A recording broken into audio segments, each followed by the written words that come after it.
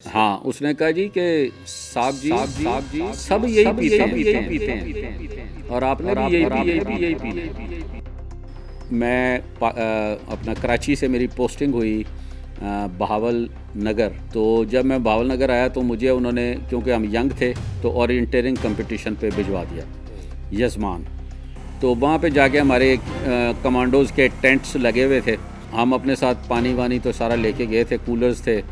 तो एक दिन तो वो जो कूलर मैंने भरा था बहावल नगर से, वो चलता रहा। जब अगले दिन सुबह मैंने उठ के अपने अर्दली को कहा कि जाके पानी लेके आओ पीने के लिए, तो जब उसने पानी ला के मेरे सामने रखा ना, तो यकीन माने कि मैं परेशान हो गया। वो गदला नहीं था, वो मेरे सामने उसने जग उठाया और जहाँ पे हमारी कैंपिंग हुई थी, हमारे साथ एक टोबा था। टोबा कहते हैं छप्पर को, जिसमें उस उधर के करीब के गांव की औरतें आके अपने कपड़े धोती थीं, जिसमें कुत्ते हमारे सामने पानी पी रहे थे, जिसमें गायें आके और ऊँट हमारे सामने पानी भी पी रहे थे और पेशाब भी कर रहे थे। तो मैंने उसको जब वो जग भर के लाया और उसने मेरे पास रखा ना, तो मैंने उसको कहा, मैंने कहा वो पागल के बच्चे, मैंने पानी मुंह पे डालना है, मैंने ये कुछ छिड़काव के लिए नहीं बुलाया, मैंने ये पीना है।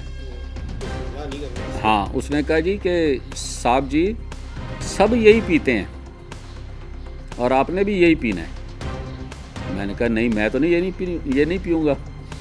उसने कहा सर समझ लें कि अब आपने यही पीना है।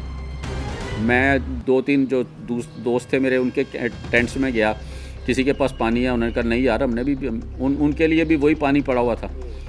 आप यकीन करेंगे सर, मैंने अगला पूरा दिन, अगली पूरी रात और नेक्स्ट डे सुबह तक मैंने पानी नहीं पिया। और मैंने कहा ये मैंने पीना भी नहीं। और उसी तरह वो पड़ा वो उसका गंद नीचे बैठ गया और ऊपर से कुछ ना कुछ साफ़, थोड़ा सा साफ़ नज़र आने लगा। तो मैं इतना, जब वो कंपटीशन भाग के आया ना, तो उसके बाद बंदा इतना पसीना और गर्मी और डेजर्ट, इतना परेशान हो गया कि मैं बेहोश होने वाला हो गया। तो मैंने कहा यार पानी, उसने कहा सर यही है। तो मैंने जो पहली दफ़ा वो पानी पिया, तो अपना नाक को ऐसे पकड़ के और गिलास किया और मुझे उल्टी आ रही थी। अब मैंने जब कहा कि मैंने वापस जाना है, तो उन्होंने कहा जी कंपटीशन से पहले तो नहीं जा सकते। तो फिर 4 दिन हमने वहाँ पे स्टे किया, 4 दिन फिर वही पानी पिया। फिर उसके बाद मेरे दोस्तों ने समझाया, उन्होंने कहा यार बस ये तो समझो कि कमांडो हमारा कंपटीशन था और ये हमारी ट्रेनिंग का हिस्सा है। तो यार अभी जब बॉर्डर पे जाएंगे, उधर पानी मिलेगा, ये होगा, आगा नहीं छोड़ना। बस वो करते करते कई मकामात आए हैं जी, इतनी सख्ती कि आप सोच नहीं सकते। और हाँ जी, मगर अब जब मैं जाके देखता हूँ तो अभी माशाल्लाह बहुत कंफर्टेबल हैं, हमारे जवान भी बहुत कंफर्टेबल हैं। पहले जब हमारी पोस्टें थी कि उनमें सांप आके बैठ जाते थे हमारे बिस्तरों में, हमारे अंदर कच्ची पोस्टें थीं।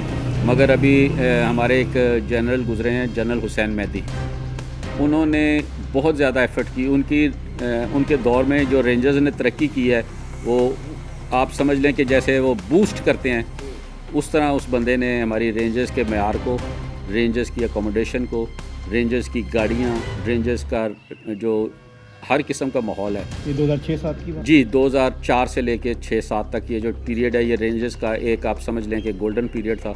उसमें रेंजर्स ने एकदम अंगड़ाई बदली है।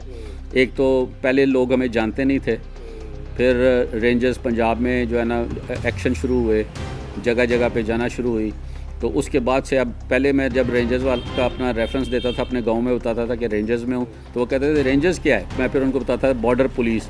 तो जी मतलब लोग इतना नहीं जानते थे। मगर 2004-5 के बाद जब ये रेंजर्स ने पंजाब में भी किया ऑपरेशन वगैरह, तो उसके बाद से अब रेंजर्स को लोग उसी तरह इज़्ज़त देते हैं जिस तरह पाक आर्मी।